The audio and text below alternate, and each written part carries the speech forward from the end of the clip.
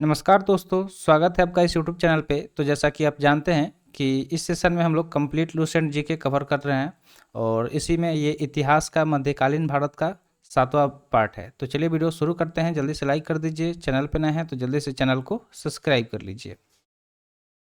तो चलिए हम लोग यहाँ से इसको पढ़ने वाले हैं। इसके ऊपर हमने बहमानी के बारे में पढ़ा था, ठीक है। तो अब हम लोग यहाँ से शुरू करेंगे। इस पे जो कश्मीर है इसके बारे में देखने वाले हैं। तो हमारा यहाँ से कश्मीर के बारे में जो भी मोस्ट इम्पोर्टेंट पॉइंट था इसको हम लोग देखेंगे और सीखेंगे जो भी मोस्ट इम्पोर्टेंट पॉइंट है, और एग्जाम में आएगा तो उसे सही करके आएंगे। तो सबसे पहला पॉइंट की अगर बात की जाए तो सबसे पहला दिया गया है कि सुहादेव, ठीक है। यहाँ पे एक नाम आपको देखने को मिल रहा है सुहादेव, ठीक है। सुहादेव नामक एक हिंदू ने, ठीक है। तो ये कौन था? एक हिंदू था जिसने 1301 ईस्वी में, कब? तो 1301 ईस्वी में कश्मीर में हिंदू राज्य की स्थापना की। तो जो सुहादेव था वो एक हिंदू था जो 1301 ईस्वी में क्या किया? तो कश्मीर में हिंदू राज्य की स्थापना किया था। 1339 और 40 ईस्वी में कश्मीर में शाहमीर के द्वारा, ठीक है, शाहमीर के द्वारा प्रथम मुस्लिम वंश की स्थापना की गई थी। और जो 1339 और 40 ईस्वी था उस टाइम में क्या हुआ कि कश्मीर में जो शाहमीर था, ठीक है, तो शाहमीर उसके द्वारा ही पहला मुस्लिम वंश का स्थापना किया गया था। कश्मीर का प्रथम मुस्लिम शासक शाहमीर ही था, ठीक है। जो शाहमीर था वो कश्मीर का पहला मुस्लिम शासक था जो शमसुद्दीन शाह मीर के नाम से गद्दी पर बैठा। तो उस किस नाम से वो गद्दी पर बैठा? तो शमसुद्दीन शाह मीर के नाम से गद्दी पर बैठा।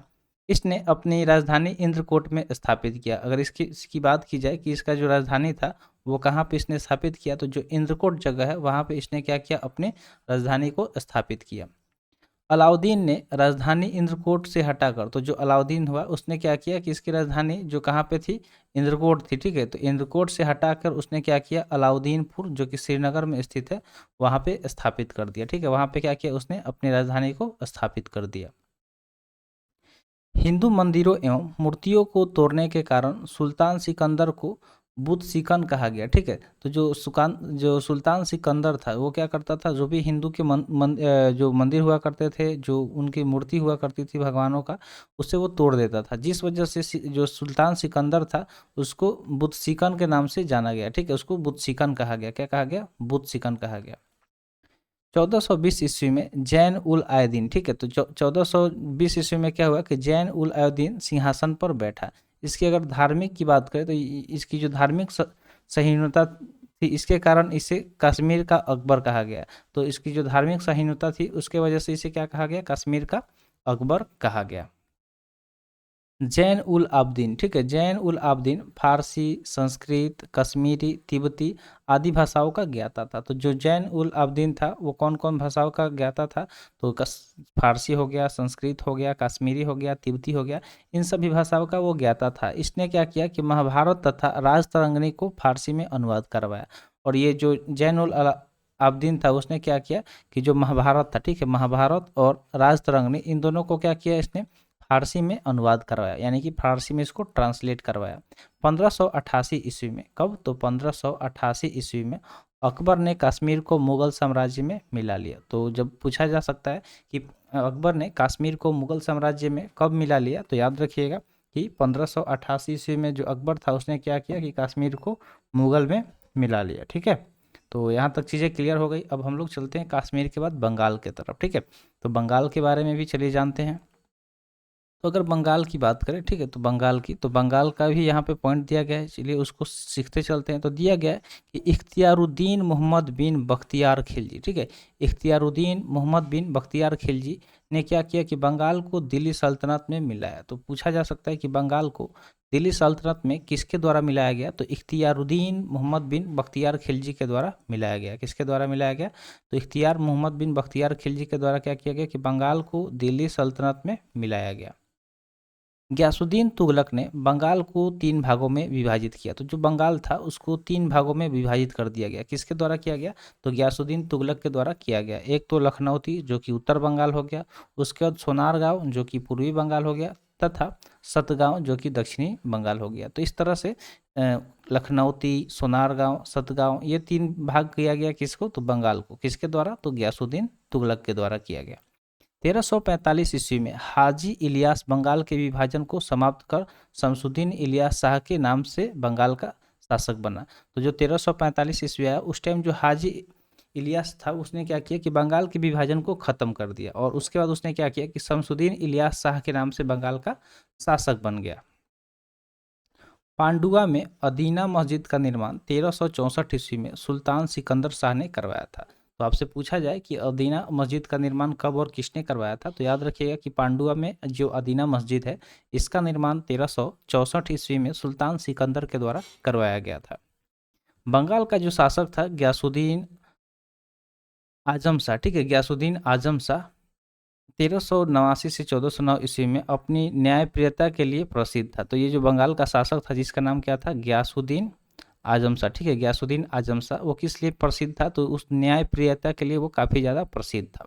अलाउद्दीन हुसैन शाह, ठीक है, जो अलाउद्दीन हुसैन शाह था, ठीक है, अलाउद्दीन हुसैन शाह 1493 से 1518 ईस्वी में इसने क्या किया, राजधानी को पांडुआ से गौड़ स्थानांतरित किया। तो जो इसकी राजधानी थी पांडुआ, उससे इसने क्या किया कि जो गौड़ जगह है वहाँ पे उसने उसको स्थानांतरित किया।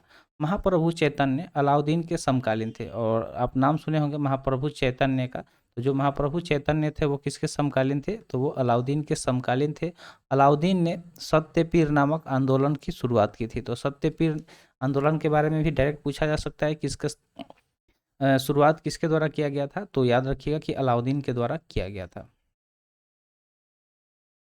मालाधर बसु ने अलाउद्दीन के शासनकाल में ही श्री कृष्ण विजय की रचना कर गुंदराज खान की उपाधि धारण की। इसके बेटे को सत्यराज खान की उपाधि दी गई, ठीक है। तो जो मालाधर बसु था उसने क्या किया कि अलाउद्दीन के शासनकाल में ही श्री कृष्ण विजय की रचना की, उसके बाद गुंदराज खान की उपाधि धारण किया, और इसके बेटे को जो सत्यराज खान था उसकी उपाधि दी गई, ठीक है। किसके बेटे को, तो मालाधर बसु को। नसरुद्दीन नुसरत शाह ने गौड़ में बड़ा सोना एवं कदम रसूल मस्जिद का निर्माण करवाया। तो जो गौड़ में बड़ा सोना और कदम रसूल मस्जिद था इसका निर्माण किसके द्वारा कराया गया, तो नसरुद्दीन नुसरत शाह के द्वारा करवाया गया। चलिए अब आगे बढ़ते हैं, और अगला हम अगर देखें तो अगला जो हमारा टॉपिक होगा मालवा, इसके बारे में बात करने वाले हैं। तो चलिए देखते हैं इससे जुड़े मोस्ट इंपोर्टेंट पॉइंट्स क्या क्या दिया गया है। तो दिलावर खान था उसने क्या किया, 1401 ईस्वी में मालवा को स्वतंत्र घोषित किया। तो जो मालवा था इसको स्वतंत्र घोषित कब और किसके द्वारा करवाया गया, दिलावर खां के द्वारा, और 1401 ईस्वी में स्वतंत्र घोषित करवाया गया, ठीक है। दिलावर का जो पुत्र था जिसका नाम अलप खां था, वो हुसंग शाह की उपाधि धारण करके 1405 ईस्वी में मालवा का शासक बना, ठीक है। तो ये जो दिलावर का पुत्र था नाम क्या था, अलप खां, उसने क्या किया, हुसंग शाह का उपाधि धारण करके 1405 ईस्वी में मालवा का शासक बना। इसने अपनी राजधानी को, जो उसका राजधानी था धारा, वहाँ से उसने क्या किया कि मांडू में उसको स्थानांतरित कर दिया, यानी कि बदल दिया।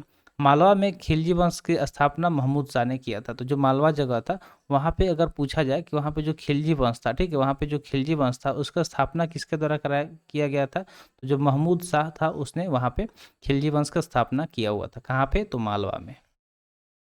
गुजरात के शासक बहादुर शाह ने महमूद शाह द्वितीय को युद्ध में परास्त कर उसकी हत्या कर दी और मालवा को गुजरात में मिला लिया। तो जो गुजरात का शासक था क्या नाम था, बहादुर शाह, उसने क्या किया कि जो महमूद शाह द्वितीय था उसको युद्ध में हरा दिया, ठीक है, उसको क्या किया, युद्ध में हरा दिया।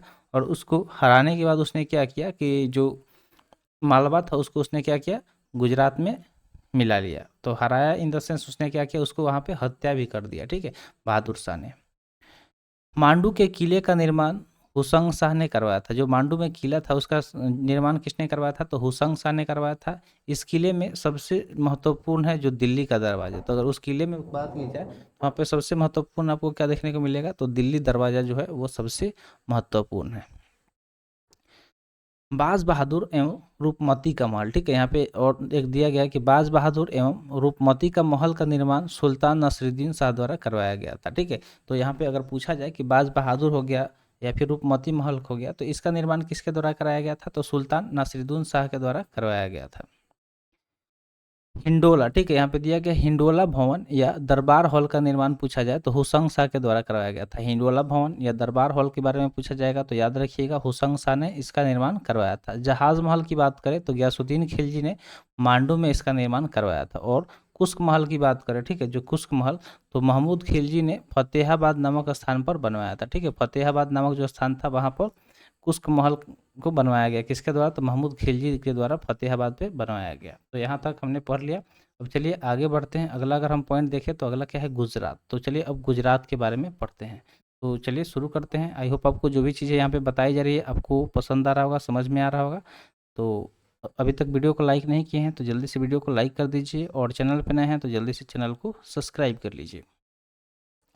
चलिए गुजरात के बारे में पढ़ते हैं। ठीक है, तो गुजरात की अगर बात करें तो गुजरात के शासक राजा कर्ण को पराजित कर अलाउद्दीन ने क्या किया, 1297 ईस्वी में इससे दिल्ली सल्तनत में मिला लिया था। तो जो गुजरात था वहाँ का शासक कौन था, राजा कर्ण। ठीक है, जो राजा कर्ण था वो क्या था, वहाँ का शासक था। कहाँ का, तो गुजरात का।